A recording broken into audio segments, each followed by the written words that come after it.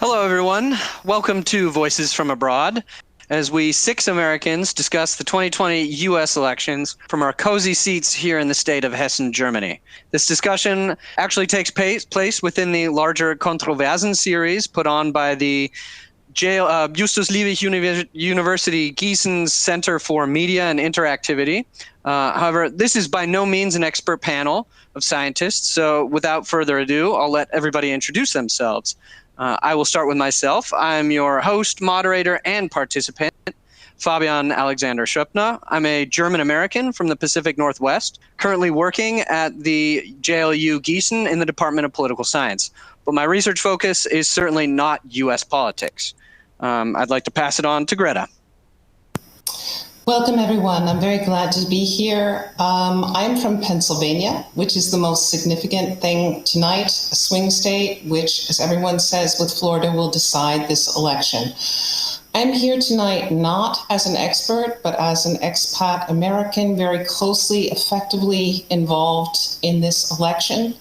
And I am formally a professor of English and American Literary and Cultural Studies at the Justus Liebig Universität Gießen. Thanks so much. Jeff?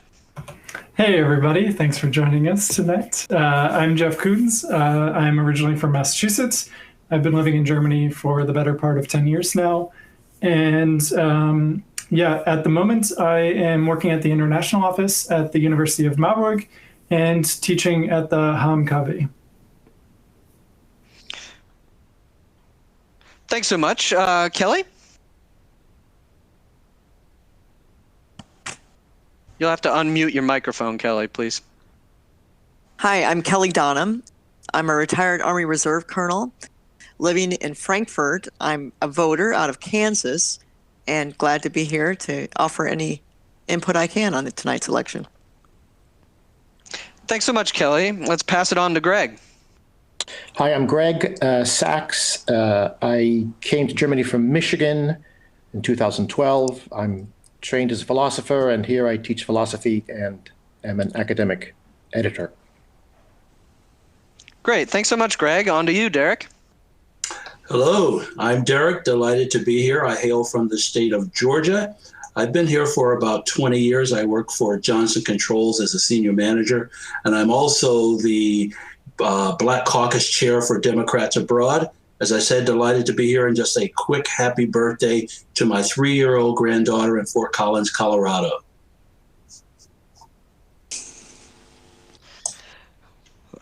That's lovely. Also from all of us, a happy birthday. Well, without dwelling too long on who we are, let's move into what we think about this election. So for this round of discussions where everybody will have 3 to 5 minutes to express themselves, I just want everybody to give a little bit of time to talk about how they're feeling about this election, what it's like to watch it here from Germany, what it was like to vote in the elections, and what concerns you most right now. Let's pass it on to Greta to kick things off. Thanks so much, Fabian, also for creating this panel. 4 years ago, I had my serious academic hat on, and I was on a so-called Experten panel at a huge event in Munich. And like the other professors on the panel, although we all used careful terms, we were all completely wrong about the outcome of the election. And as that evening got longer and longer, and I eventually went home to spend one of the longest and unhappiest nights of my life in a hotel room, a real sense of dread about the time came ahead. On the basis of that, although all the polls, everything says this is a very different situation than 2016, one is effectively very careful. And I felt the need tonight not to be on an expat panel, but to be with close friends, to be in a space where I could be safe with whatever the outcome is. Although I believe that we're going to have a very positive outcome of this election, although I don't believe it will be decided by tomorrow morning, or that's highly unlikely. I think, like many Americans, I am experiencing this with a sense of unrest, unease, because of the incendiary rhetoric of our current president. We await that there will be some violent conflict in the days to come, and that is worrisome. And we await that the outcome of this election will be highly contested. We say of America that we are adversarially legalist. We fight things in the courts, and this is an election that will be fought both in the courts and potentially also by some smaller groups of people in the streets. The issue that's most up for me, thank you for asking, Fabian, and I'm going to show a picture to the camera, and I'm aware it's not going to be very big, but I hope you're going to be able to recognize it. Okay? And can you see what that is? It's 100 African American girls, and they are dressed in Supreme Court robes, and they are wearing face masks that repeat the last dying wish of Ruth Ginsburg, that the person that would be nominated to replace her on the court not be chosen until after the election. And they're part of an argument called They Shall Rise. I see the courts as the most important issue in this election. In the first case, the Supreme Court. The Supreme Court and those who are nominated on it outlive presidencies. In the worst case scenario, and I don't even want to think about that, Trump would only be president for 4 more years. The Supreme Court, however, has decisions coming up about it, about gay marriage, about trans rights, about voting rights, about the election, and a number of other hugely important issues. President Trump nominated 54 appellate judges. Those decisions, the conservative judges in our country, and how they may also determine the outcome of this election is what concerns and frankly worries me most. Thank you. Wow. Okay. Thank you so much, Greta. You came in a little bit under time, so we'll have some more time to spare later on. I'd like to pass it on now to Jeff Coons. Yeah, thanks. So I think, I'm not quite sure, but I think my role in this panel is to be the person that doesn't feel like they're represented. I am somebody who would have very happily voted for Bernie Sanders. And for me, the blue no matter who saying, I find it kind of offensive because on the one hand, I understand how bad things have been under Trump. But at the same time, to me, this sort of mentality of blue no matter who is almost as authoritarian as the Republican Party has been the past 4 years, especially, if not longer. And so I feel that, that's sort of my role. The person that sees severe problems with the system, that wants change on a very fundamental level, but doesn't feel that either candidate will bring that, or at least in the direction that I would like it. I think Trump would, another 4 years of Trump would bring change, but rather in the opposite direction that I want things to go. And I think there are a lot of younger people like myself who sort of grew up and entered the workforce and the education system in the wake of the last economic crisis in 2007, 2008. I think there's a lot of people like myself that don't feel represented. And I hope that that's going to change moving forward.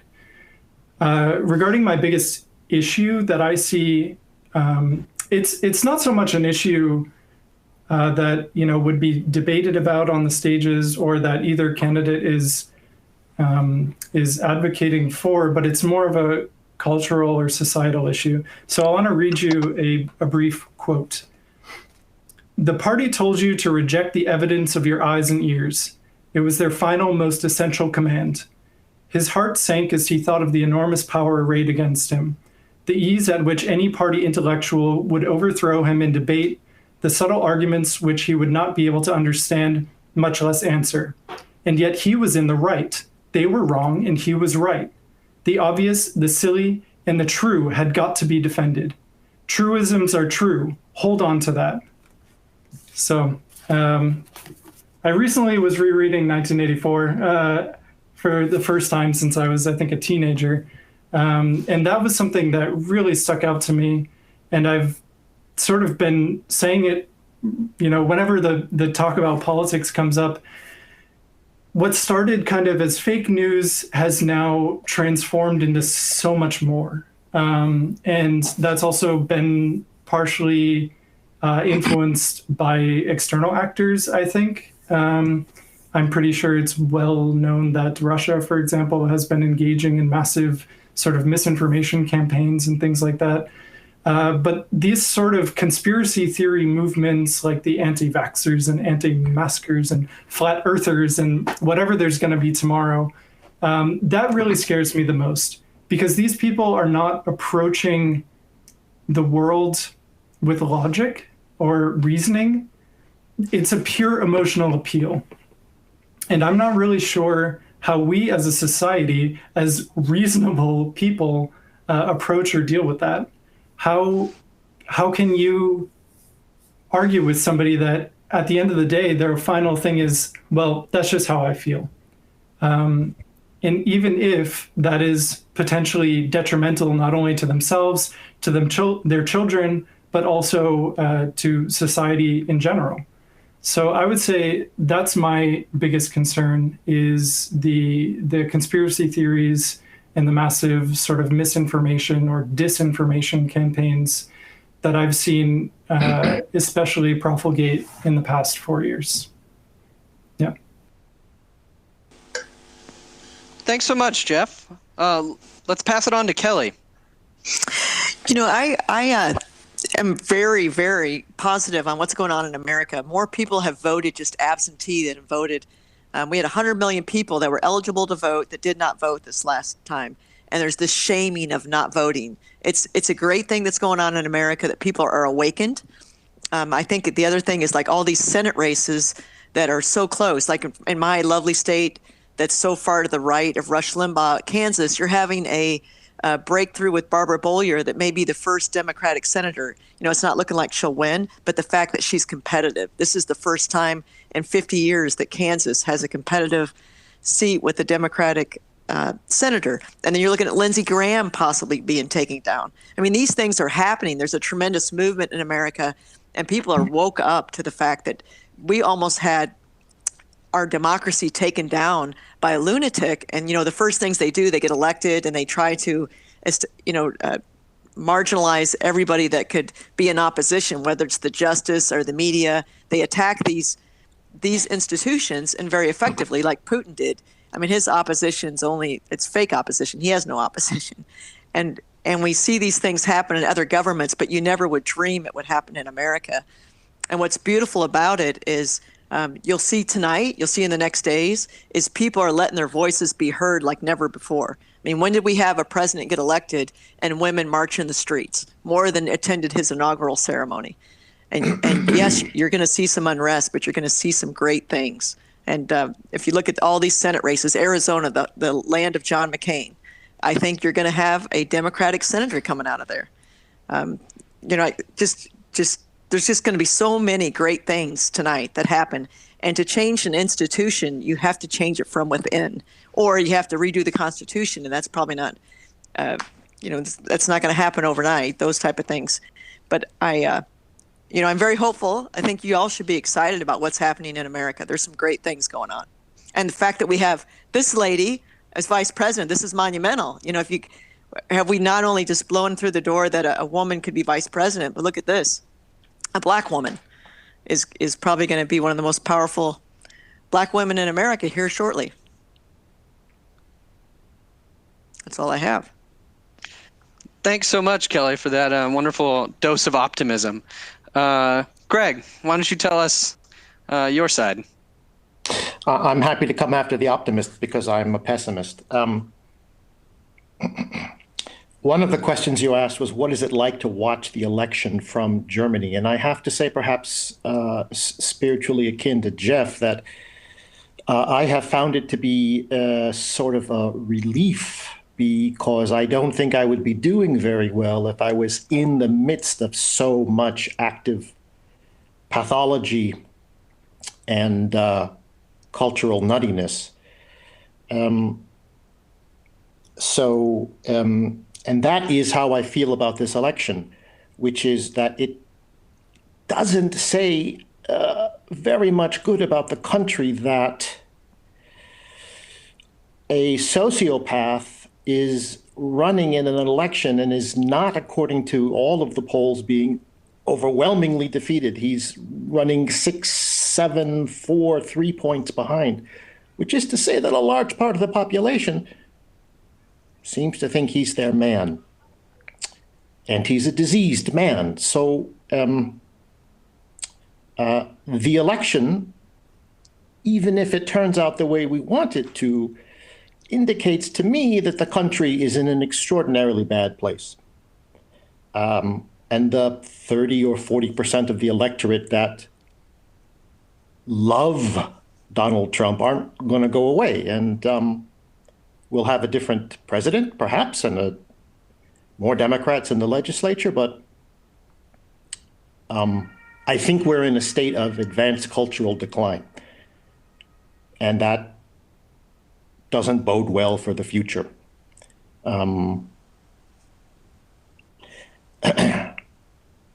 My greatest concern about the election itself is that, how does one say this? I don't know how to put it because it's totally new to the country. I don't know that there's going to be a change of power that works in the normal ways, because that's always dependent on people agreeing that they lost the election and moving out of the White House. We know that Trump is going to put up a fight. We don't know exactly how or where, but if he does that with the party behind him, I don't know what's going to happen. And I don't think anybody knows what's going to happen if he digs his heels in, and he's the kind of man who always digs his heels in. I don't know that there are any institutional mechanisms to smooth our way through that. And if it goes to the Supreme Court, well, we know how that will end. So I'm worried about the kinds of political maneuvers that are possible and how those are going to end. That's all I have to say. Thanks, Greg. It's hard to put a smile on my face after you make a comment like that. I've just gotten started. I don't mean that as an insult to your opinion in the slightest bit. It's hard to follow that up with a smile. So, Derek, let's pass it on to you. I saw what you did there by putting me after Mr. Sachs. But I must say, I'm an optimist. It would be very easy for me to just say what Kelley said. But I will tell you that 4 years ago, I was in Washington, D.C. on business, and I had no idea when I went to bed. It never occurred to me that I would wake up and be told that Trump would be the president. I had a hole in me that was so empty that I thought it could never, ever be closed. But in the last 4 years, I've gotten very, very active, mainly because my wife got tired of me screaming and yelling about how bad things were, and she said, do something about it.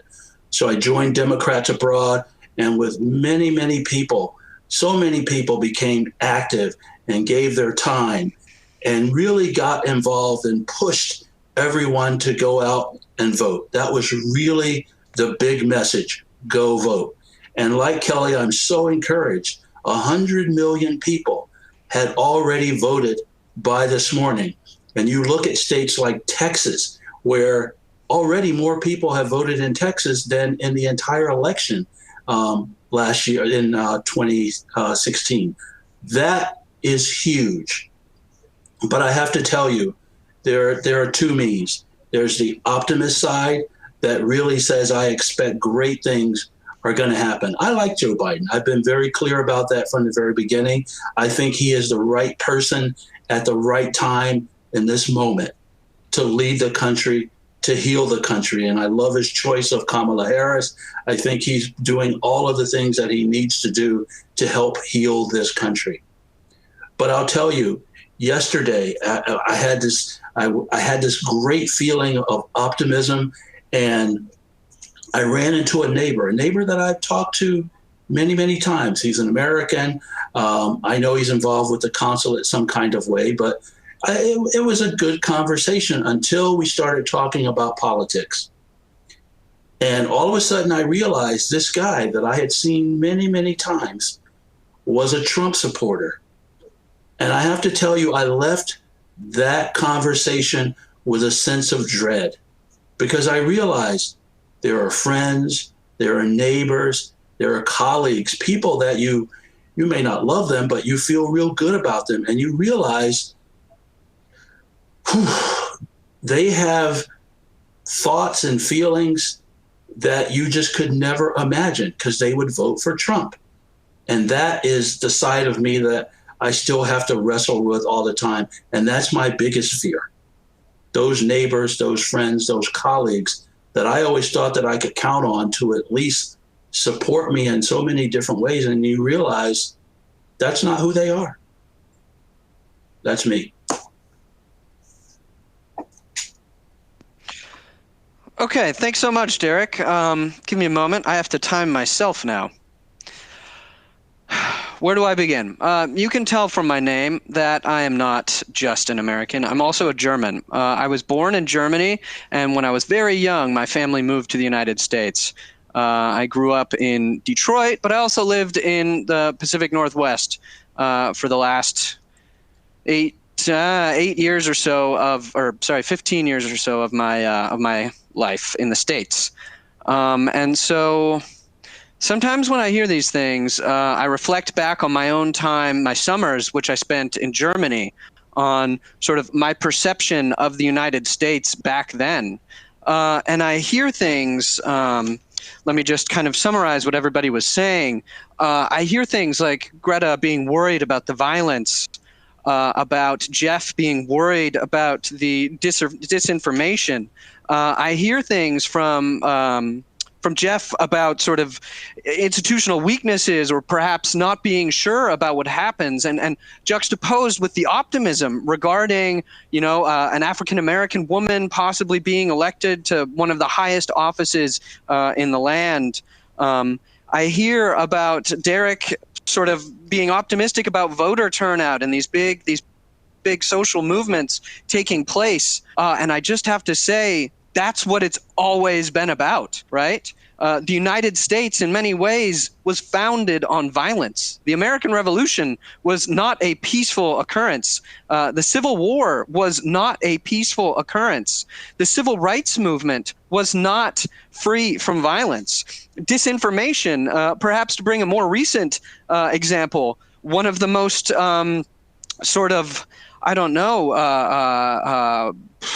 poignant memories from my childhood is Colin Powell doing this in the UN. I mean, talk about disinformation then, talking about chemical weapons being created in Iraq, or harboring WMDs.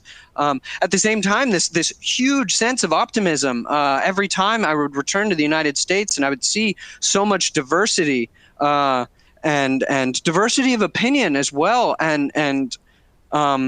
yes, there's no solution to all of these things. There's never going to be that one moment where sort of everything is resolved and everything's good, because that's not what our country is. Our country, for better or for worse, is about fighting through the really tough issues, be it with words, and unfortunately sometimes with armed resistance.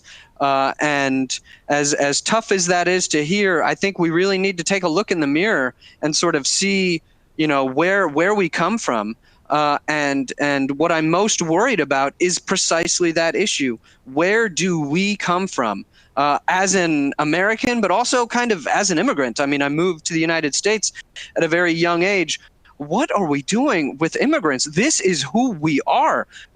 Native Americans, this makes up the smallest sliver of our population. And if we're real, to talk about another example of violence, the genocide that took place and the systematic destruction of an entire group, a diverse group of peoples. I mean, even when we say Native American, this is, not a homogenous group by any means, and they're all gone. And so we are the immigrants, and we always have been. And why are we looking at other people from other places as if they are so different from us? They are us. They will be us in the future. And it's just really troublesome that people seem to forget that. We can pledge allegiance to the flag of the United States of America in every single class when we're growing up. But these words sometimes just feel empty when we don't want to share that with other people. So immigrants and the discourse around it is really what I find most troubling. But so much for the troublesome round of our discussion. I'd like to pass it along now to if the other members of this panel can bear even more positivity. So please take this opportunity to kind of talk about other sources of positivity for the future. And I guess for those of you who have not let out all of your bleakness, feel free to do so now. And please remember to take no more than 5 minutes. Excuse me, let's begin with Greta.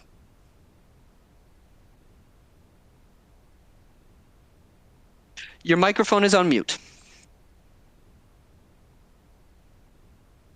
Thank you. I'm interested in taking less than 5 minutes because I'm eager that we get into a dialogue. Where you just went, Fabian, was interesting because the group of beloved friends I have with me in my apartment tonight, again, I needed to be in a pod of American friends that I'm close to, are all expats.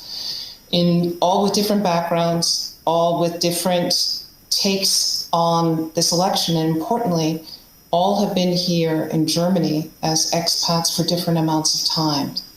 And what you're speaking of, Fabian, is, I'm going to call it, if you will allow me, a double consciousness of we are US Americans, but we are also, I would say, I have become deeply German, biculturally German.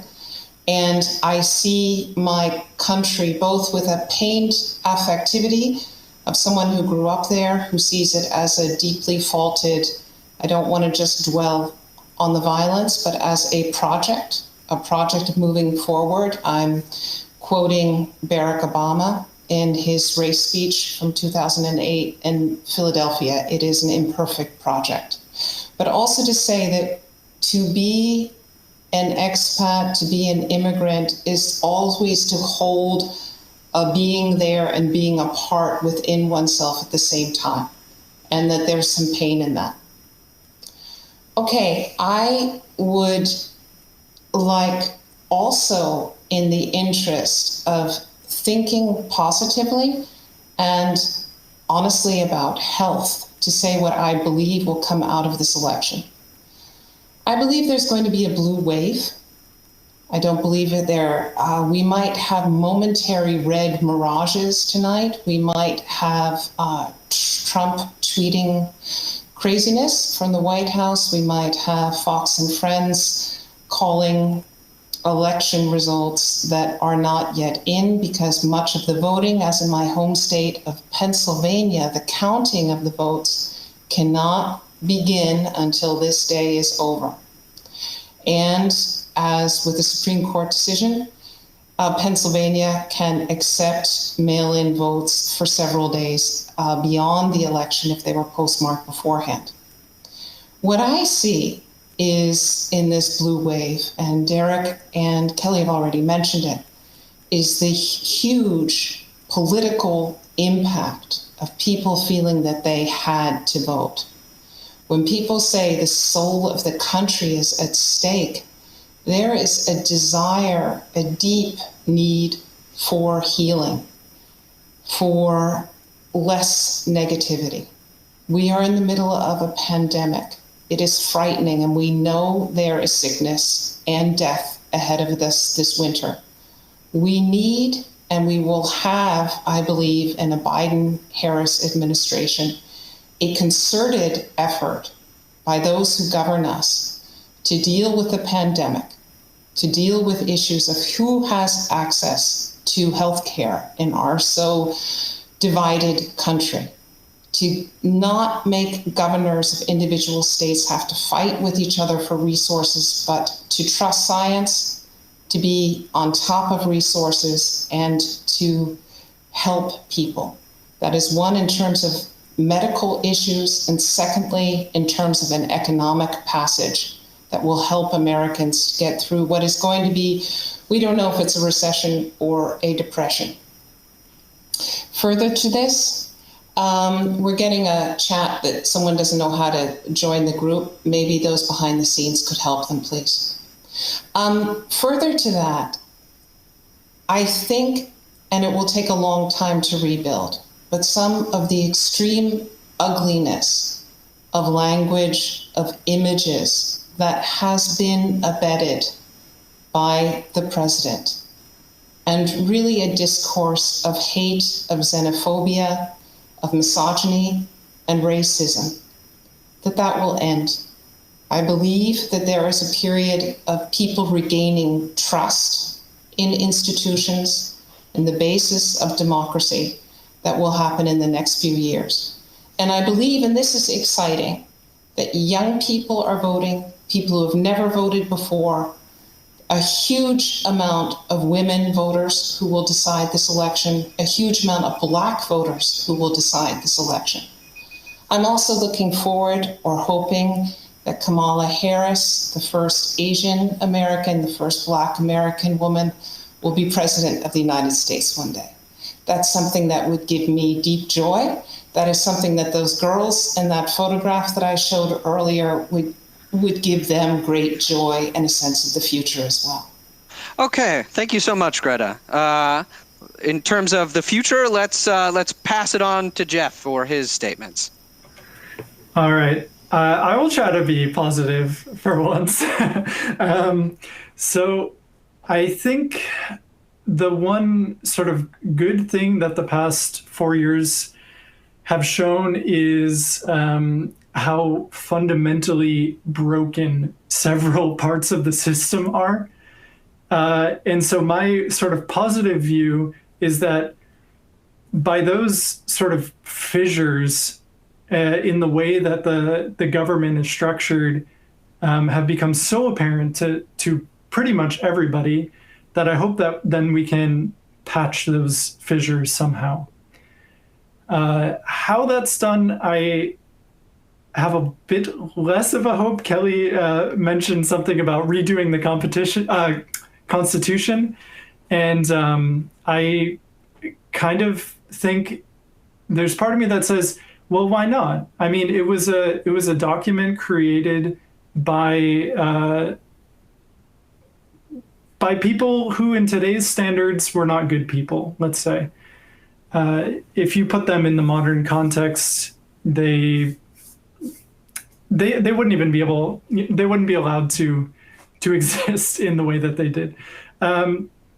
But also with the way that it was constructed with for example, the first past the post voting system, contrary to how it works in Germany, for example, where, winner takes all, and then you can have things like gerrymandering happening that then allow the minority party basically to win, even though they are in the minority.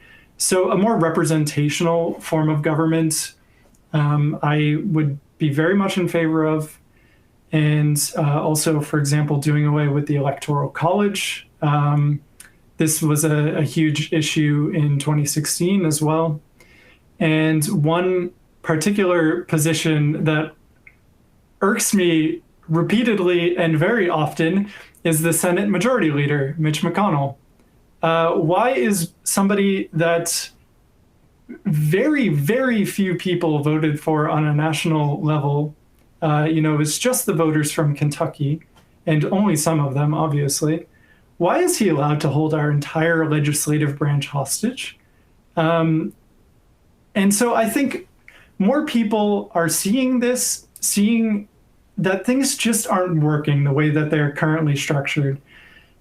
So what I really hope for is structural changes that allow people to actually feel represented, that allow somebody like myself, who doesn't feel like they really have a horse in the race, to have somebody that they can at least look at and feel represented by.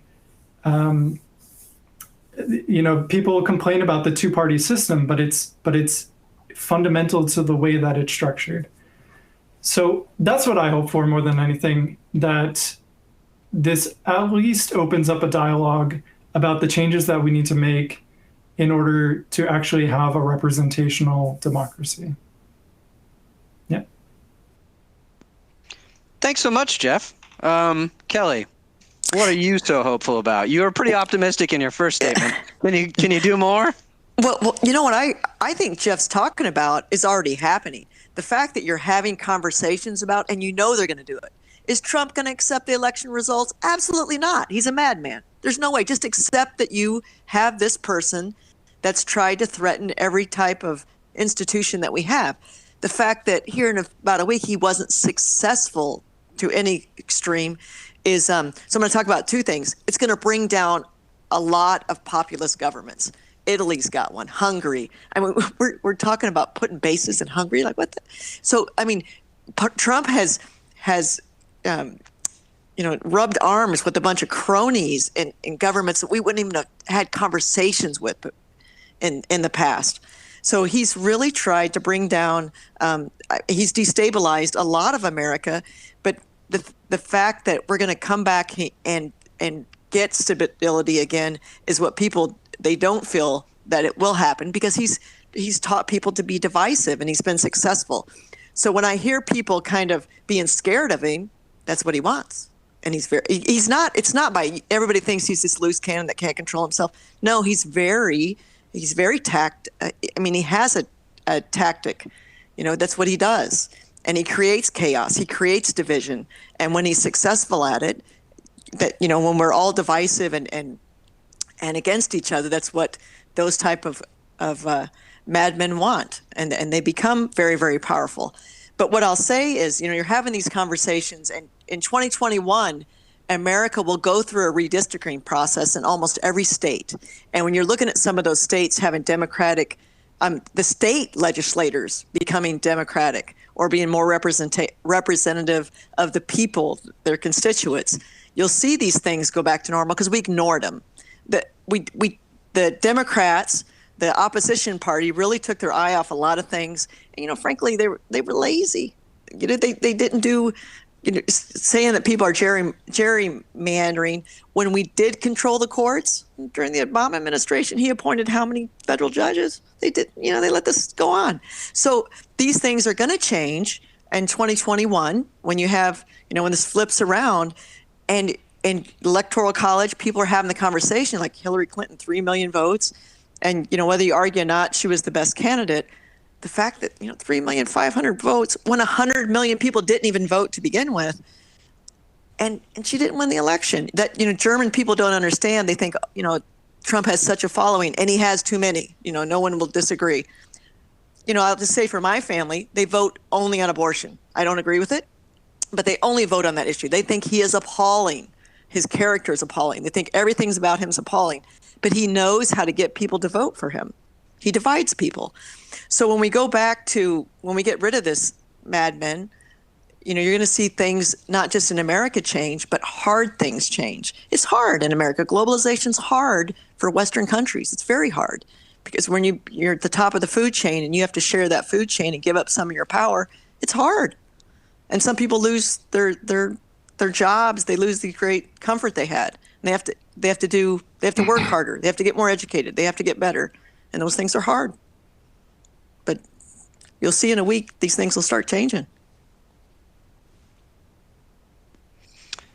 That was a very optimistic take. Thanks so much for that.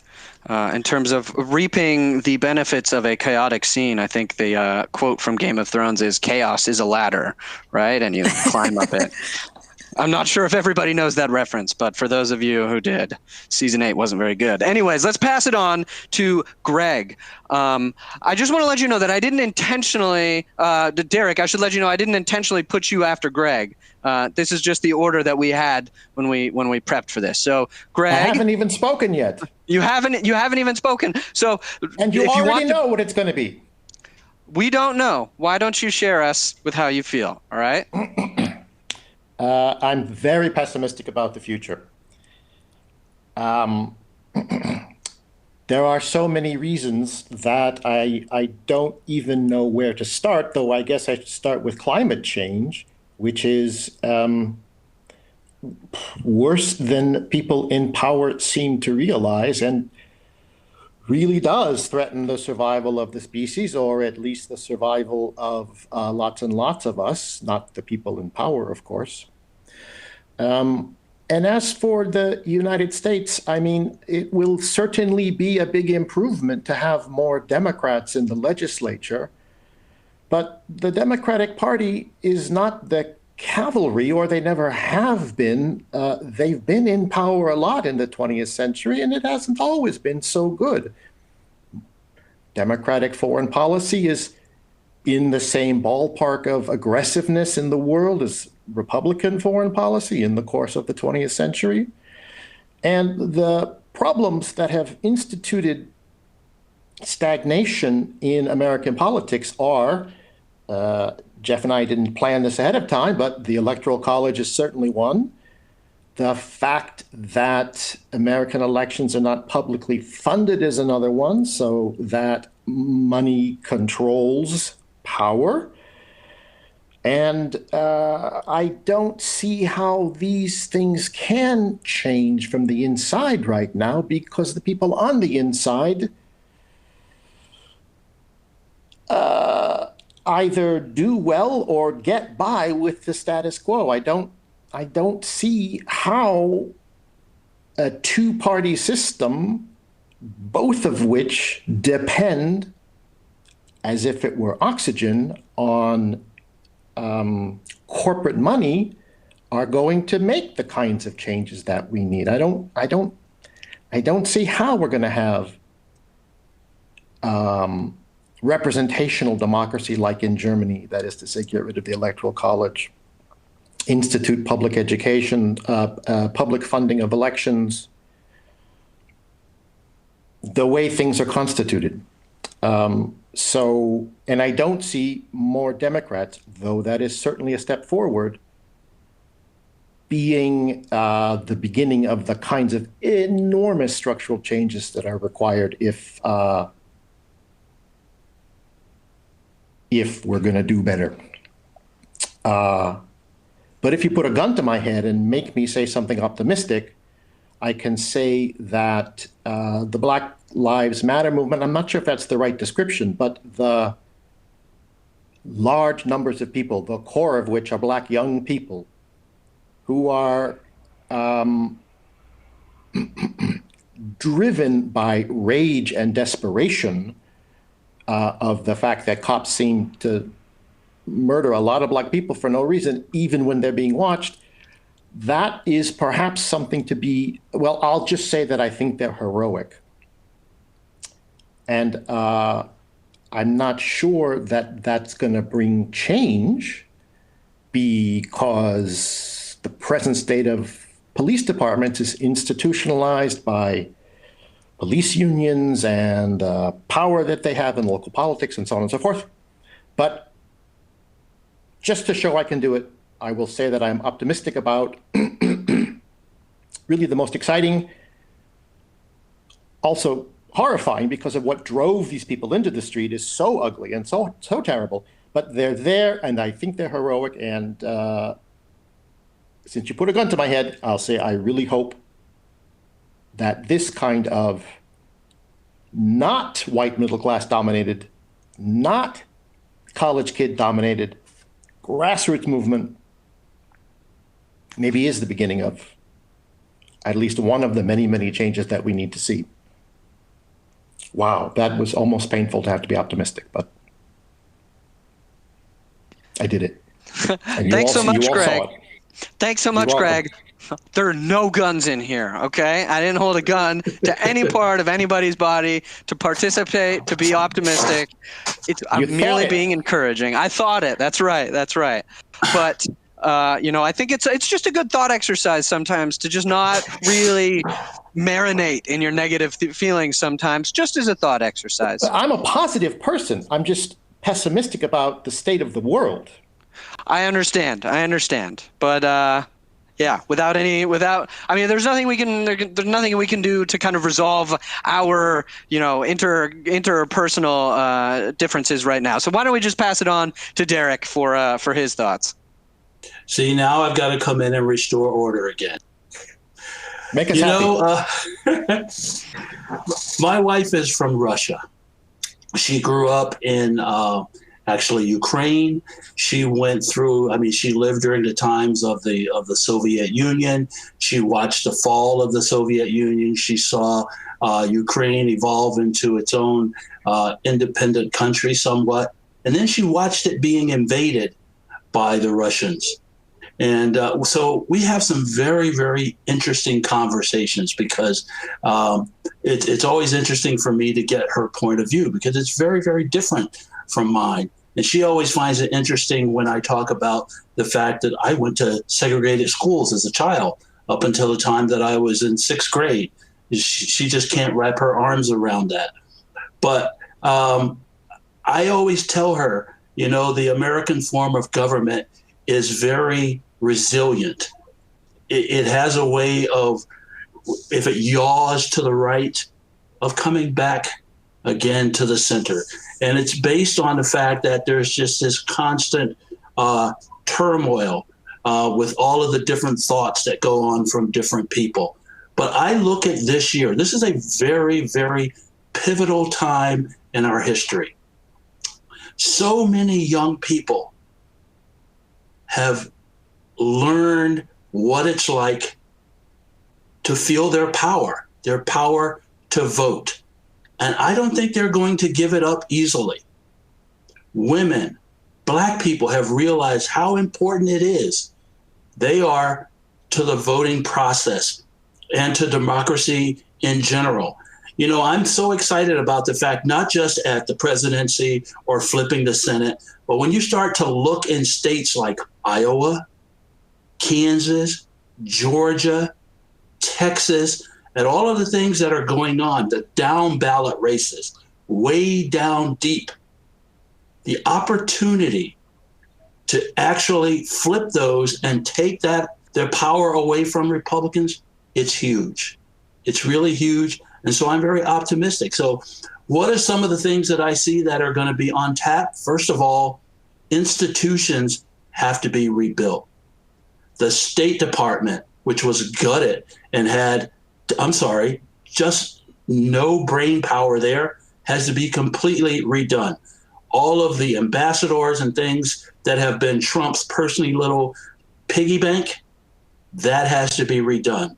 And the Justice Department, which basically was weaponized by the Trump regime, that has to be redone. I think very quickly Biden will move to restore faith in institutions. He's got a lot to do. Certainly COVID will be at the top of the list. But I think one of the things that he has to do is to restore faith in institutions that for so long people counted on and believed in.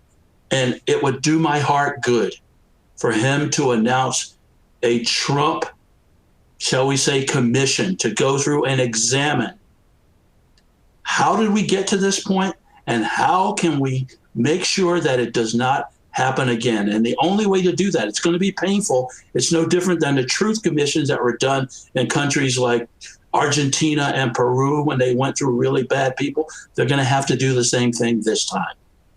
But I'm very hopeful. Thanks so much for your optimism there, Derek. Coincidentally, so I lived in Portland, Oregon. That's where my family still live. And I love to go to this bar just down the street from where my folks lived in a hotel that is owned by none other than Gordon Sondland. So in some ways, I indirectly funded, one of Trump's biggest campaign financiers. In terms of things that I'm hopeful about, I'd love to come back to Greta's point because there really is a double pain about it. The Black Lives Matters movement, which you mentioned, Greg, really is painful for me to watch because I feel like I'm just not there to take part in it. Like these things are happening in the U.S. that I'm not contributing to. My father left Germany in 1987, so he wasn't here for the fall of the Berlin Wall. And now I'm kind of in his shoes. And here I am missing out on 2020. The biggest year that's probably going to happen in our lifetimes, bar some greater tragedy. And so while I am so invigorated in watching people really take charge and get out and fight for their beliefs, I mean, non-violently, hopefully in most cases, but to just really get on the streets and do democracy actively. This is something that is both encouraging on the one hand, but on the other, it's kind of tragic in that it feels like I'm losing touch with what it means to be an American. And when we had spoken earlier, Derek, I know that you had said, there was this gathering in Frankfurt, but for some reason it's just not the same thing to me. Just like it wasn't the same thing for me to go to some German bakery in the United States. I couldn't get my Brötchen just the way that I could get them in the U.S. And so there's something that I'm kind of losing. My Americanness is kind of fading. I mean, I grew up sort of cynical about what it meant to be an American. So I can totally follow your line of reasoning, Greg. I moved to Europe just after the Great Recession hit. And so I just kind of looked back at the U.S. in my rearview mirror and thought, geez, well, I'm in the better place now. Of course, then the Eurozone crisis hit here. So it's not like it was all peaches on the other end of the pond. But again, yes, very optimistic about the social movements. And then I also have to say I am very optimistic, not so much regarding what is happening in the U.S., but this, I suppose, kind of ties together with what Kelley was saying, but with what's happening in other countries now as a result of America kind of abdicating from its role as the world police. I think we're going to see Europeans really take charge in terms of sort of being the moral authority, or at least sharing some of that moral authority with the rest of the world. My personal research is on the Council of Europe, which is a body that defends human rights, democracy, and the rule of law in 47 member states in Europe.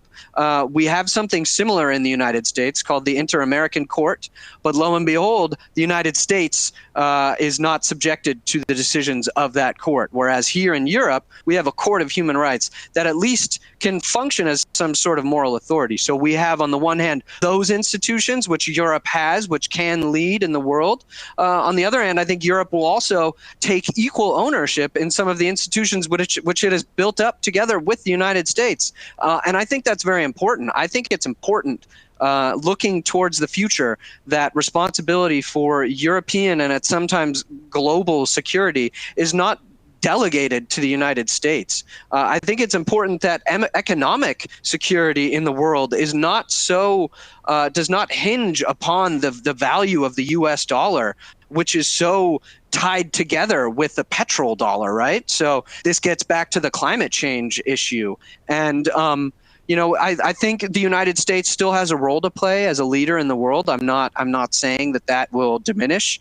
For example, this Green New Deal, which was put out by 2 U.S. legislators, has been taken up in the European Union, so that we have a European New Deal here as well. So I think looking forward, this issue of globalization is just going to mean more equity and more sharing of responsibility across all members of this planet. And I think that's something to really be optimistic about.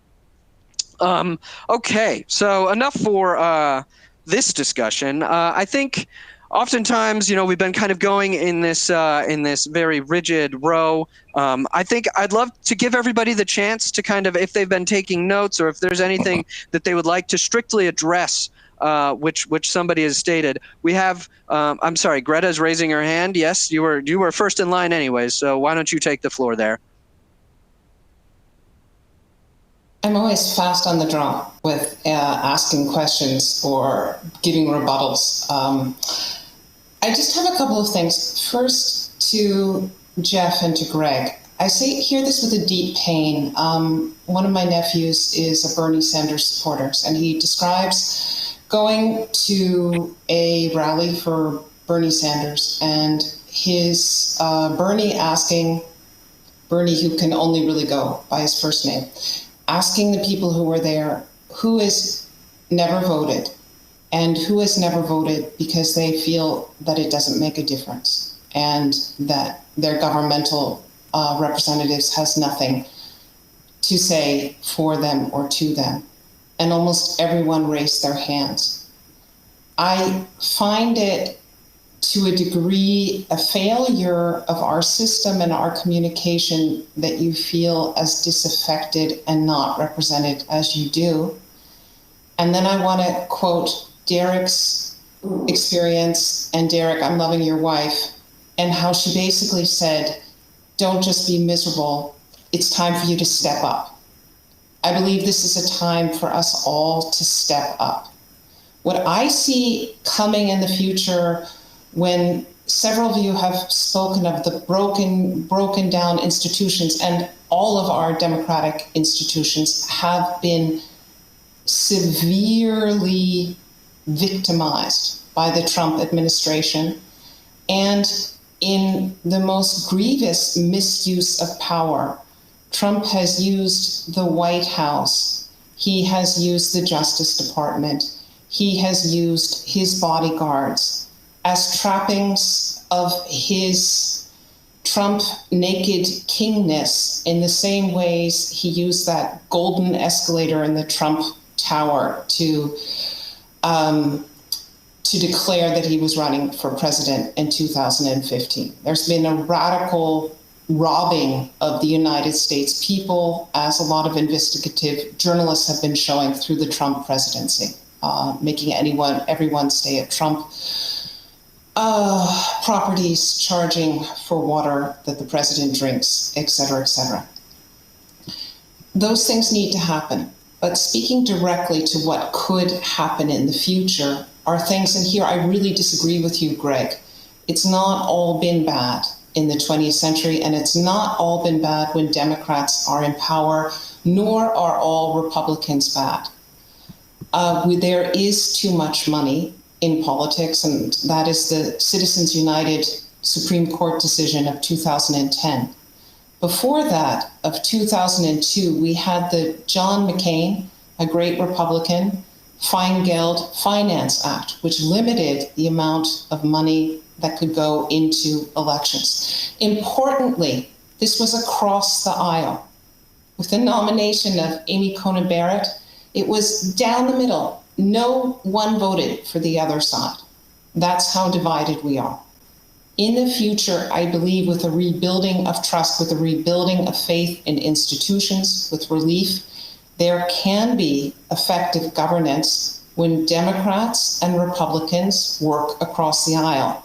Furthermore, this drift rightward that has been going on with Democrats since perhaps the 1980s needs to stop. All of the fighting to suppress voters is because they are literally afraid of the voices of the people, because they increasingly represent a minority position within the United States. I don't see our electoral college system changing easily, because it is very difficult to amend or to change the Constitution of the United States. And that's one of the reasons that has made this Constitution very vigorous and often used as a template for constitutions in new countries and new proximities. What I do see with a return to government style is working across the aisle, working to find common ground, and that means governments working again. I don't know what to do with your sense of disaffection from the political process, except to say, please step up, please get involved, because that's what we need to do now.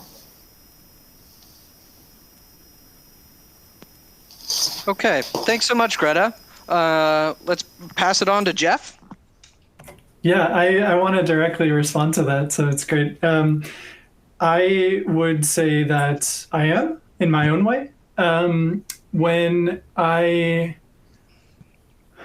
was working on my master's, I spent a year working on my master's thesis. It wasn't your regular sort of quick thing that you write on the side for a couple of months. I spent a year and did 3 months of field work in one of the last remaining textile factories where I'm from in Massachusetts. And obviously the sort of big topics or themes that came about then were globalization and capitalism and what that kind of means. So I would say, because I don't feel represented by the political system, that is something that I'm attempting to address through my research. So in my personal research, I do labor studies, and I'm very interested in the functions of globalization as an extension of neoliberalism. And the thing about globalization that was kind of touched on by some other people is that it collapses time and space, right? We are so much nearer to one another due to forces of globalization than we ever were before. And we are so much more aware of what's going on across the world in each other's countries. I would say when I was growing up, even when I was sort of in my late teens or early 20s, in the US, it was really an echo chamber. You know, people didn't really look abroad to see what was going on outside of the borders. And I feel that people are really now, and they're looking to countries like the Scandinavian countries, for example, and they're seeing the way that they, you know, treat their citizens. And they're asking, well, why can't we have that? And to me, it all comes down to neoliberal capitalism. And I see the US as sort of an experiment in what happens when you let capitalism run wild. And that's sort of my framework through which I view everything. And I don't really know how it can be possible to separate the economic system and the political system. They're so intertwined in so many ways beyond Citizens United and beyond money and politics, that I would say that's why I don't have faith, or why I'm disenfranchised with the political system, is because capitalism only cares about itself. It has to maintain, David Harvey says it has to maintain a 3% annual compound growth. So that means that every year, the sort of wealth of each company that's operating successfully within the system should grow by at least 3%. How are you going to do that on a planet with limited resources? You ship labor from countries where it is very expensive, like the United States or like Germany, to countries where labor is significantly cheaper, like China. These things didn't happen by accident. They happened consciously as a result of the economic system. And there's no other way around it. You have to reduce the costs and increase the profits as much as possible. And some people have been using the term late stage capitalism for the time that we find ourselves in. And it's a time where things don't make a lot of sense. But to me, they make sense as soon as you view it through that framework. So I would say that that's what I'm doing personally about it, because I don't feel that addressing the political system directly can actually do anything. So I look at the economic system and try to sort of give my input, reach conclusions in that way. Thanks so much for that take, Jeff. I'm not an economist, but I love sort of looking at that perspective on the world system. Kelley, how about yourself? Do you have any responses, retorts, rebuttals? Your microphone is off. I do think, if you remember James Baker's famous saying, it's the economy, stupid. And it is for politics, and Trump's been very effective at.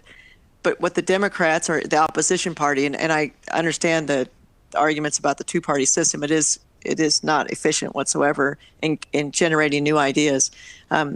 Those jobs aren't coming back to America. We purposely shipped jobs to Mexico because people were coming to America to work. And what the opposition party hasn't been successful at showing is data. Those, people aren't coming from Mexico to America. The jobs are there. So Trump, those people were coming from El Salvador and Guatemala and all these places. He's calling the Mexicans rapists. If really the opposition party would be able to combat him with data, they'd be so much more effective. How many jobs did he really create? How many factories were really brought into America during his 4-year term? All he created was chaos and try to bring down institutions that could challenge his power. So I really look for these young people that do understand they're coming into an economy or they're getting out of school, and those jobs they're not coming back. And even worse, with AI and robotics, they're really going to dissipate. So they're going to compete from the day they leave high school, not with the people that they're mad at and these Black lives, all these issues that they're mad at in America. They're competing with someone in China, in Taiwan, and Vietnam, and they don't even understand the magnitude of it.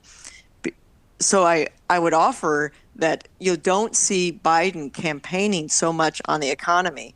To some extent, I think he gets it. These are global problems, and how do you globally manage economic systems? Because anymore, it's not, you talk about the value of the dollar. It's getting to the point that mocks Nix. It's not zero interest rates. It's not how much money you can get. It's how much can I finance? How much can my company finance? It's all this funny money, and they're all playing along with it. And the deficit's gone through the roof. You think the Democrats would be up through the roof? First thing Biden's saying is, look at this chart, like Ross Perot used to do. Look at this chart. It was effective, but this has just gone through the roof, and still, we can finance it. We can finance this deficit. To what extent can we not finance it? Then that's when you start getting into a conversation of, do we have an enduring system? And maybe we don't. Under any political system, at some point it will crash and it'll correct itself. And then what's the new normal?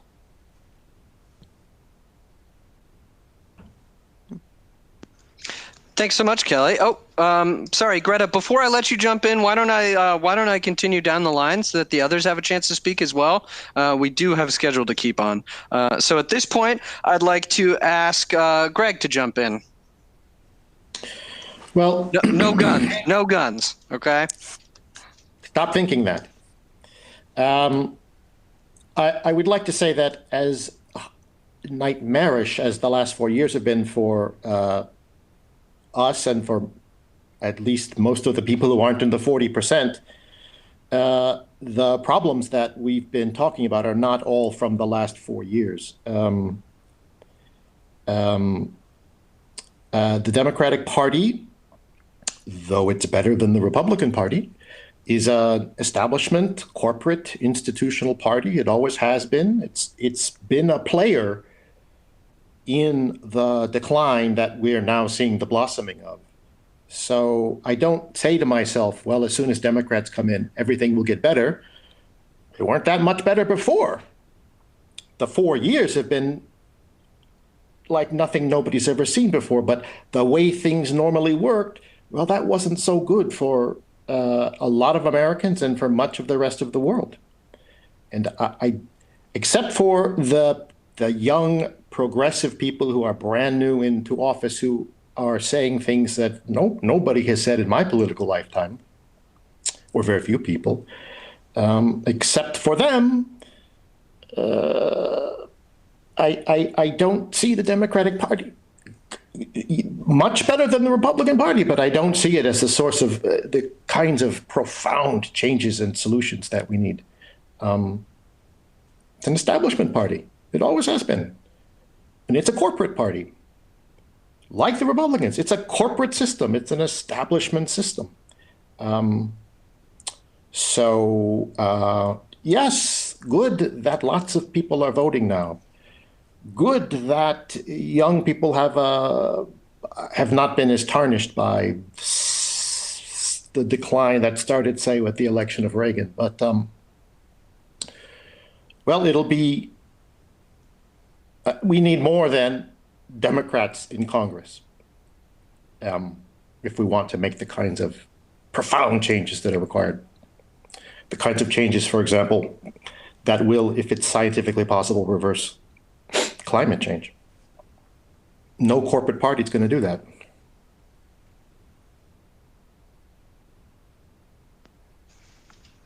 Thanks so much, Greg. Let's pass it on to Derek. How about you? Do you have anything you'd like to respond to which another panelist has said? I want to change the order. It's always tough to follow it.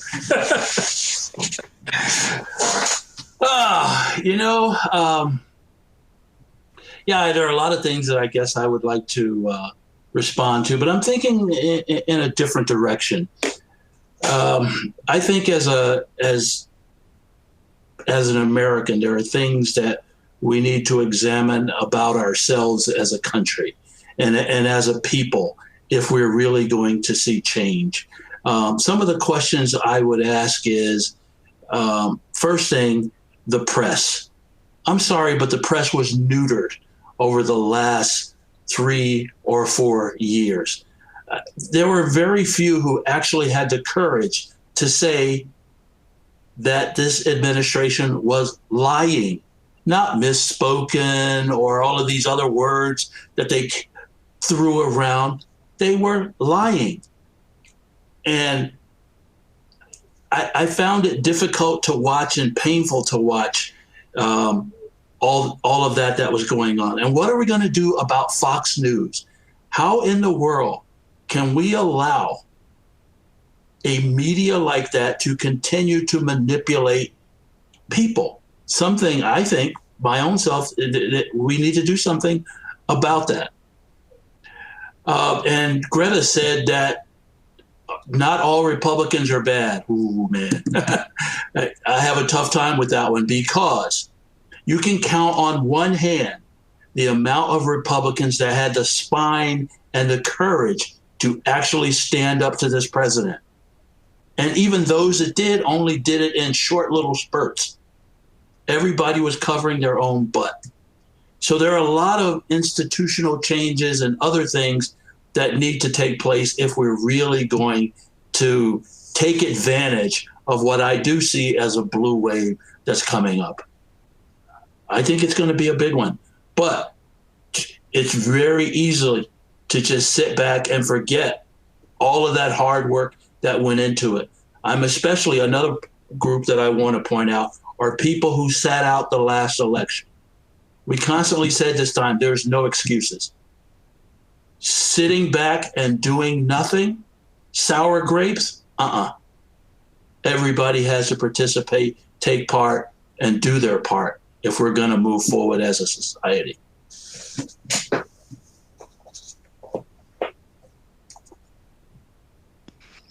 Okay, well, then I guess it's my turn to respond. And yeah, I have a couple of things that I'd love to say. This issue about reforming the press, to respond to you directly, Derek, I think the press has needed to be reformed for quite a while, and perhaps to bring in what Jeff was saying as well about sort of economic models. We need to start paying for the press. These free articles that you share around are severely undermining journalism as it's supposed to function. You're supposed to pay for it because you're supposed to pay people to write the truth. To investigate the truth, not to write something that generates clicks. There has been so much of the news dedicated to Trump stories because people are somehow obsessed with reading about it. And these news corporations take advantage of it because we don't pay for it, or we don't want to pay for it. And so I encourage, just as much as I encourage you to go out there and vote, I encourage people to pay for the news, to find a newspaper, to find a journal, magazine, something, and pay for it. Put some of your money towards that instead of letting all of these advertisers, kind of suck the life out of you by putting things in front of you that you're more likely to click on. As for participation, I don't know. Maybe it's just my status as a millennial, but I don't feel like we haven't sat on the sidelines the whole time. We were marginalized in a lot of ways. One of the defining sort of protest movements of my lifetime, unfortunately, I also didn't get to participate in that because I was already gone, but Occupy Wall Street was a big thing. And nobody really gave it the time of day because I don't know exactly why. It's not my area of expertise, but it certainly just, we continued with the bailouts of banks and of, big corporations, of the car manufacturers at the expense of many young people in the country. I think you pointed out a really good point, a really good issue in your statement from the round beforehand, though. And that was something like a truth commission about Trump. And I actually think we need to open that even larger. We need, as Americans, to have a real conversation about what our country is, what it has been, and what we want it to be. Because, to be honest, I don't think that we have really considered that for a very long time. And I think that this Make America Great Again mantra, which Trump has come up with, is sort of emblematic of that. We don't even know what greatness he's talking about. It's some vague time in the 50s or 60s and as soon as you press on that and ask them what was great about it, they can't really come up with an answer if you sort of respond with aspects that weren't so great about it. So we need to have an honest discussion with what it means to be an American, with what American values really are, with what we want to share with the rest of the world, and where we want to be, sort of where myself and Jeff, as the millennials, as the younger in this panel, where we want to be in the future, where we want our country to be in the future. And in many ways, I say that kind of with a sad note, because I don't expect to be in the United States in the future. So I will vote. I will do my best to kind of contribute to the project. I will try and sell a good image of the United States as I do my best in the future. But I think it's up to sort of all of us to really nail down what it is that we're talking about. Because a lot of the times we don't know, and we act like it's so much better than it really is. You talk about a broken system. It was in many ways broken from the start as well.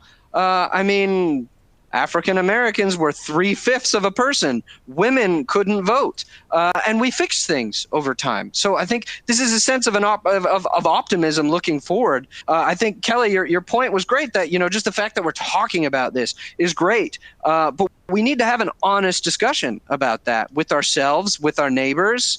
I agree that certain news broadcasters perhaps stand in the way of that, but. Yes, as an educator myself, I will definitely be doing my best to share that honest portrayal, not just of the United States, but of this planet that we live on. So with that, I guess we have a little bit more time than I had expected. We have about 8 minutes left. So I would like for a final round of 30-second rebuttals from everybody, and I'm going to keep you on that.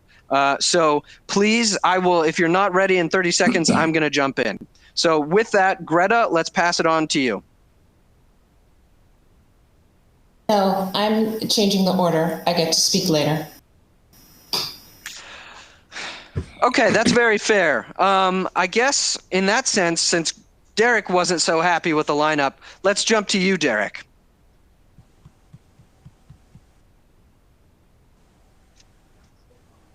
Actually, I was thinking about what I wanted to say, so I'm an optimist. There isn't anything I can say in terms of, well, there was one thing that you said. You mentioned, Fabian, that you thought that Europe was really going to step up and assume the moral center. I don't think that's going to happen. I think that Biden will move very quickly to establish a sense of normalcy and putting the U.S. back in the leadership role that it has been in before. And I think Europe is looking forward to that. Okay. Thank you. Fair point. We're just going to go in the reverse order, if that's all right with everybody. So, Greg, it's on to you now. I would say two things. One, there is no united American population to return to. We've always been profoundly at odds with each other.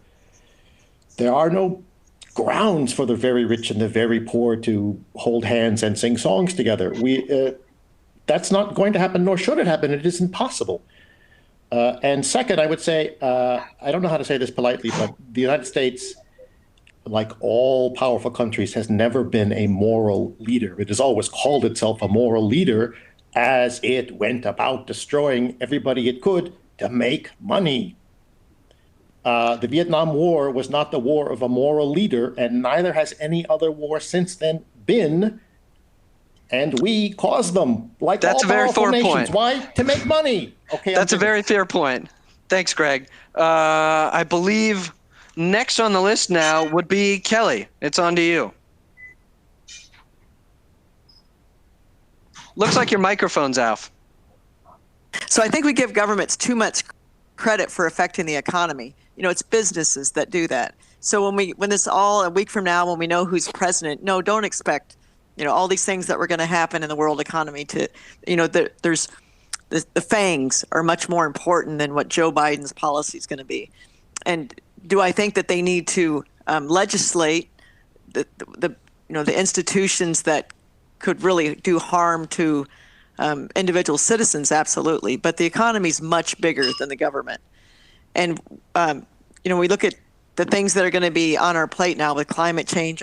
There's big issues coming up that, after this election subsides, we're still going to be in a challenging place. But we've been that way. When I was a little girl, we were afraid everybody was going to end up in a nuclear bomb. I had to hide under my desk because of a nuclear bomb. We will rise again, and there'll be new issues that we'll confront but more as a global world and not 3 or 4 big powers. We're all becoming pretty powerful now and connected to each other, and there's goodness to it. Unfortunately, there's a pandemic that goes along with that, but there's goodness too in unity as a world. Also a very good point. Thanks so much, Kelley. On to you, Greta. Well, I reversed the order just as you wanted it. Your microphone is on mute. You need to speak, my dear. Or did you already for this round? I need to speak.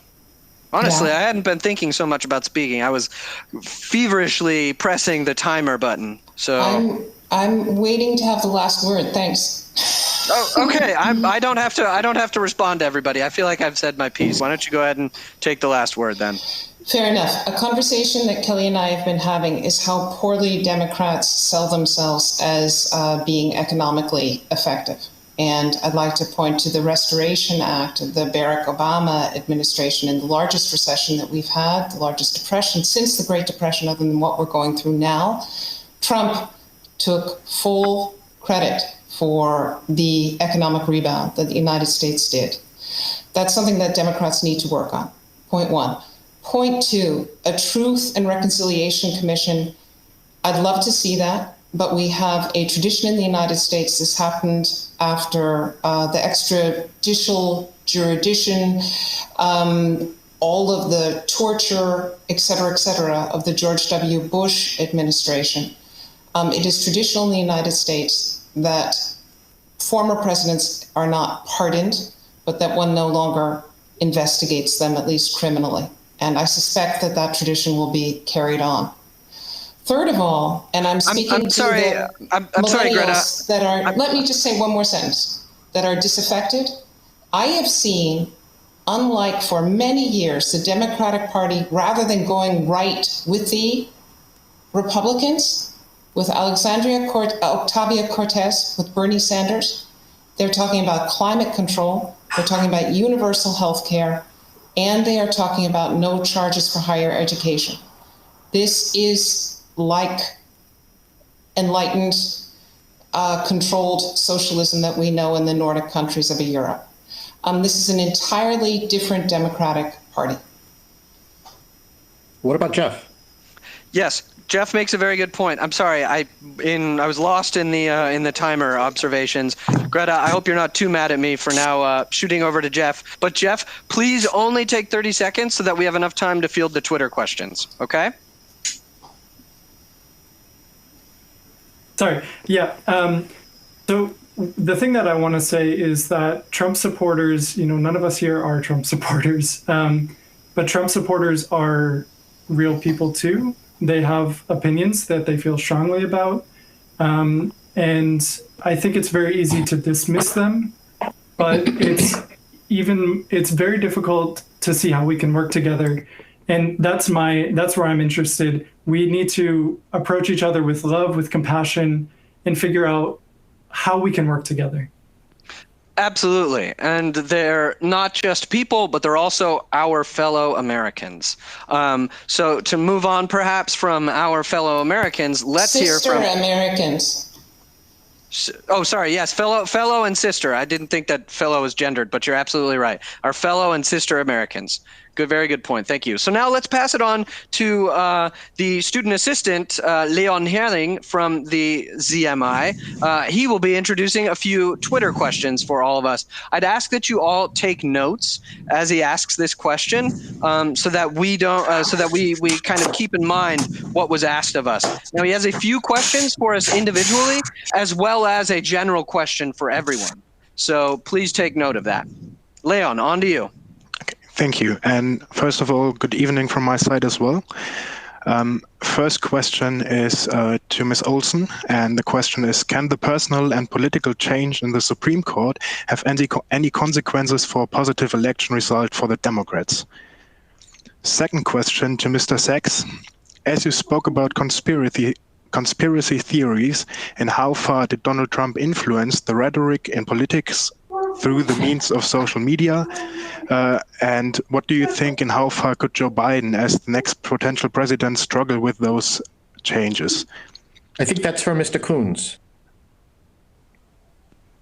That's correct. Mr. Coons spoke of conspiracy theory. Yeah. Then the third one to Ms. Donham. You said that Trump is not going to respect or accept the results of the elections if he loses. What will that entail in particular when we can already see certain paramilitary forces in some states openly on the street?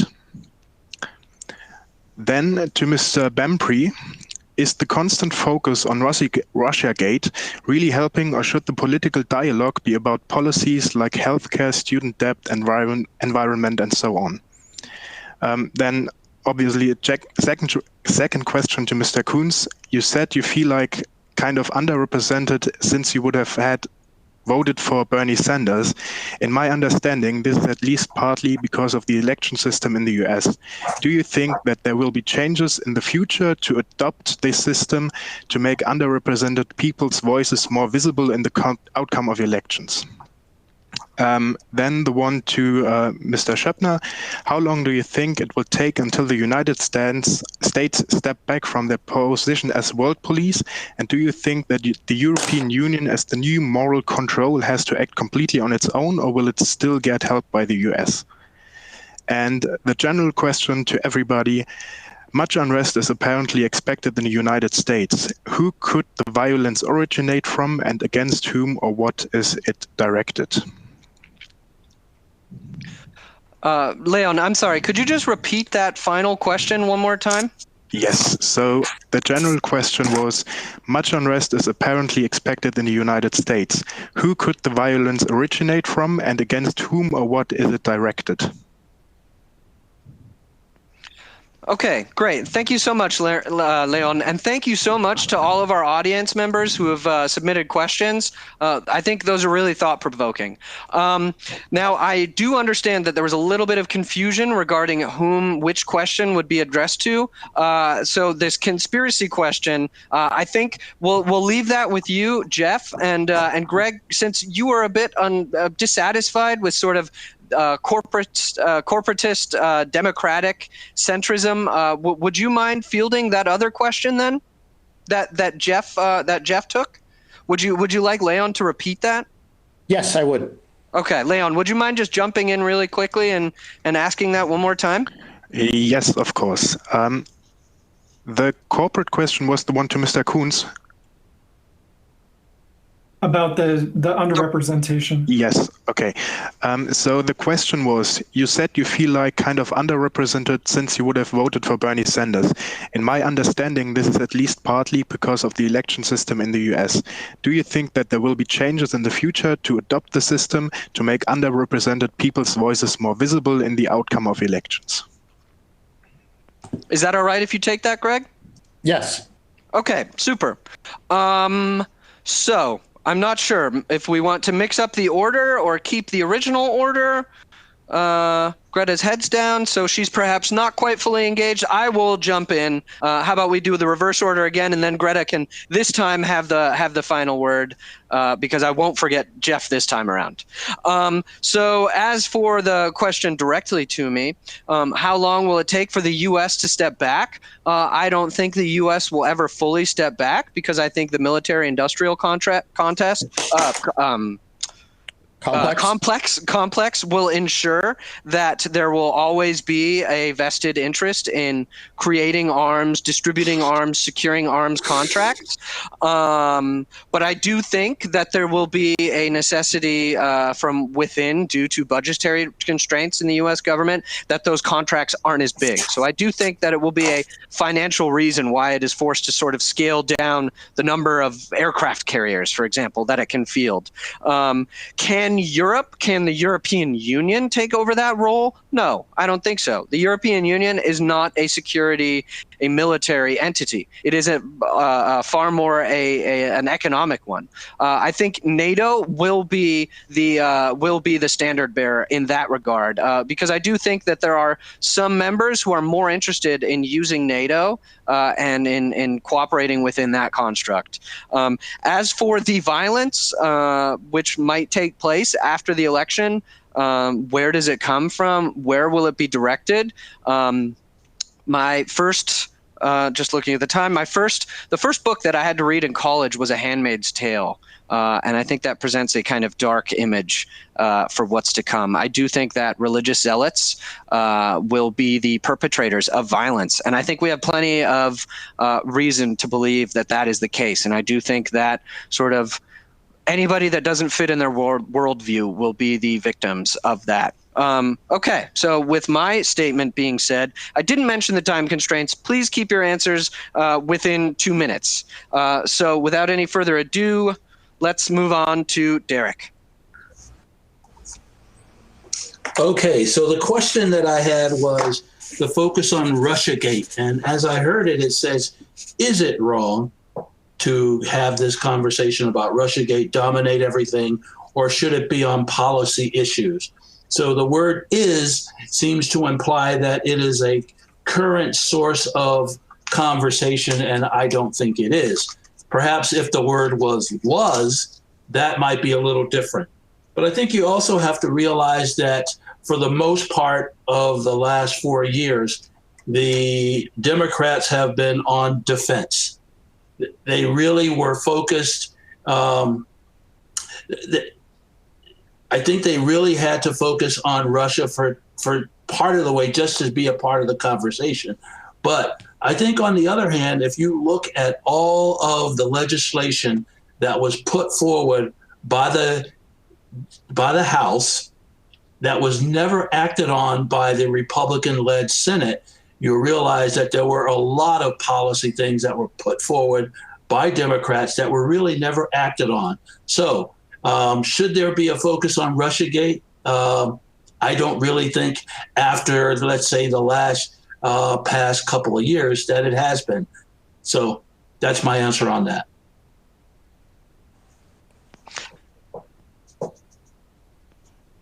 Okay, thanks so much, Derek. Then let's move on to Greg. Okay, I should say that Bernie Sanders and Elizabeth Warren were far and away the most exciting, thought-provoking politicians with ideas in their heads in my whole political lifetime, that is to say, beginning with Reagan. I don't think that it is possible to have proportional representation or more than two parties so long as the Electoral College remains the law of the land. As far as I know, it's enshrined in the Constitution, so I don't know how to get rid of it. There are some ideas for getting around it, but it's the status quo, and the status quo is very hard to change when people do well under the status quo. I should also say that it is outrageously expensive to run for president in the United States. That keeps lots of people out of the race, and so the people we get are the people who are ambitious to the point of personality disorders, because nobody else is going to go through the torment that's required to do it. So I don't see this changing in the future, I'm afraid, unless we have an elimination of the Electoral College and the public financing of elections, which I don't see happening. Violence is going to come from the Proud Boys and the right and the people who have been the boogaloo, I can't even follow them all, who have been empowered to be nutcases in public. You used to have to keep that to yourself, quietly, and in church you could talk about them, but now you can just go out on the streets and tell everybody what a lunatic you are, and God knows who they're going to attack. I guess I have to go with Fabian, people who don't fit their perverted, destructive, and pathological worldviews. Thanks so much, Greg. I guess you weren't too jacked up about Michael Dukakis in '88. No. So let's move on. Poster boy for corporate parties. Exactly. Okay, so let's move on to Kelley then. So my question about Trump not respecting the election, of course he's not going to, especially in the places where he thought he'd be a sure winner and he's lose. And I'll just give you one example. Let's say, and it's a toss-up state. Let's say he doesn't win Florida, which by all accounts he probably should. And there's a lot of retirees in Florida. There's a lot of population in Florida that normally would vote Republican. So let's say he loses it. First of all, the local police force, and I can just say this, I served 33 years in the military, went through 5 presidents, and you will be surprised how many military soldiers did not support the Iraq War. We didn't support it. We thought it was illegal, but you salute. I didn't sign up to say I'll only work for this president or only work for that president. I did what what was required of me based on the oath that I took and the contract that I signed. And there's goodness about our police force. Are they racist in certain cities and certain departments? Absolutely. But they also will respect the law. And no matter what the vigilantes and all those things do, just like when I was in Iraq or wherever I was, we still uphold the laws and the contracts that we were appointed to do. And you'll see police forces doing that all the time. You saw, we make these, on both sides of things, we get so extreme about our thinkings. There was a lot of policemen that kneeled with those Black Lives Matter people too. Let's not forget that. And there's a lot of good policemen out there. And then when the police force, if they get overrun, let's just say, the governor will call out the National Guard. And that's what happens. The National Guard's there to quell riots. It's not our first rodeo, and it won't be our last. But what I will say, it'll happen it mostly in these contested states, and there's about 6 of them that are toss-up states. Iowa's one of them, for example. The National Guard will be called out. America right now is a very, very divided country. It's a very, even, the 6 of us here, it's a very heated, emotional argument. Our democracy is being challenged, and boy, we're going to fight it. And we're going to fight it. The people that are so strong with Trump's, they do have a lot of passion behind them, and not all that passion is this machoism craziness from him. Some of that passion is that they feel that their economic well-being's being threatened. Well, So Kelley, I'm sorry. I really hate to interrupt your passion. No, that's okay. But you've gone over your time, I'm sorry. and I say this with all sincerity. Thank you so much for your service. Let's pass it on to Jeff this time. I'm sorry I missed you in the last order. Oh, no Please worries remember at all. 2 minutes. Yep. I want to address the violence thing first. I think it will come from as Greg, from the armed militias.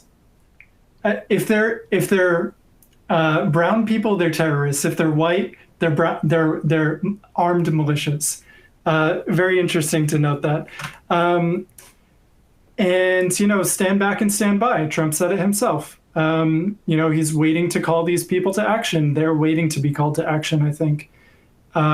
So, yeah, who's it going to be directed to? Anybody in their way. Yeah, and to get to the issue that I'm particularly passionate about with conspiracy theories, I don't know exactly Biden's plan or if the campaign has a plan to address this, I have to be honest. But one thing that has come up in the past weeks has been these antitrust lawsuits and investigations into tech giants. And I think that can be one way to address it, because I think it's pretty well known that a lot of these groups are very active on Facebook. Facebook only sort of does anything about it when it's when particularly negative attention is drawn to them, because basically it's people using their platform. It's people engaging and using their platform just as they want it.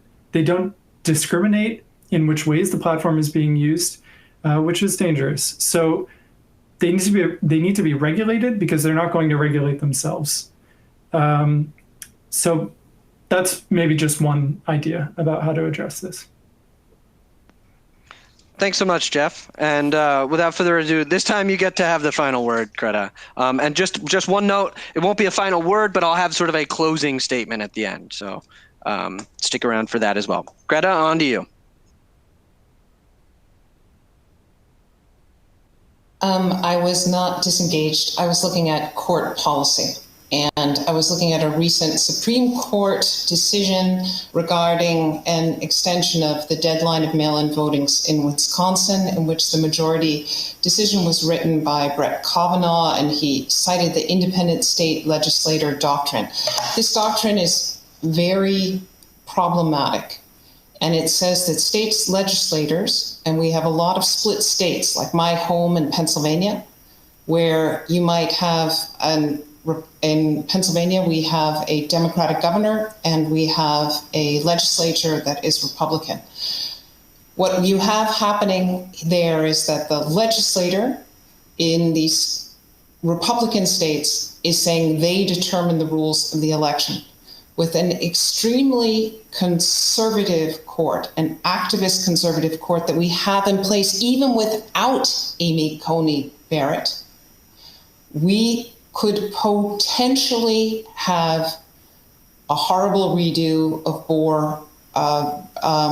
Gore, etc., versus the United States in 2000, in which the Supreme Court decided the election, arguably changing the fate of our country, causing arguably the Iraq War, the Afghanistan War, a lot of other not addressing climate change. So we don't want that to happen. We want to have a clear and overwhelming majority of Democratic voters tomorrow and in the days to come.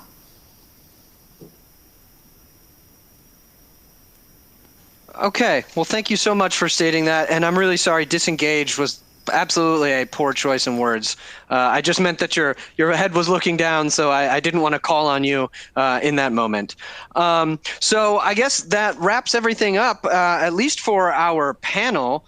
I guess we all just kind of go home and see what happens in the United States now. Our panel is wrapped up, but now it's now is the time when the election results start sort of tentatively coming in, and I hope that everybody who attended enjoyed their time watching us. I'd like to thank everybody from the ZMI who offered us great support. I can't even name all of you because there's been so many of you who have been writing us, supporting us, and thanks also to the translators, and I believe there is also someone signing along with us. So I'd also like to thank that individual for it. Yeah, I'd like to thank all of our panelists for spending their evening chatting with me, putting on a pretty face for the rest of the world. I have no idea how many people joined in. So thanks again also to everybody who joined in and decided to spend some of their evening, morning, afternoon, midday, whatever time of the day it is where you are from. So from us as panelists, we wish you a really safe and secure and sane next couple of weeks. And keep your head up. It's not all doom and gloom.